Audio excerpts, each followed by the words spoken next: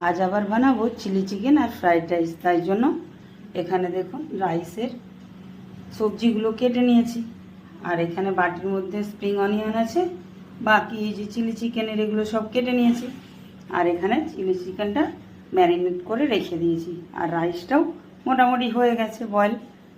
এবারে চিলি চিকেনের চিকেনগুলো ভেজে নেব। চিলি চিকেনের চিকেন ভাজা হয়ে গেছে, আর এদিকে রাইসটাও ঠান্ডা হয়ে গেছে। দেখুন এখানে চিলি চিকেন রেডি হয়ে গেছে। এই যে এবারে রাইসটা বসিয়ে দেব। আমার রেডি হয়ে গেছে fried rice, egg fried rice অবশ্যই।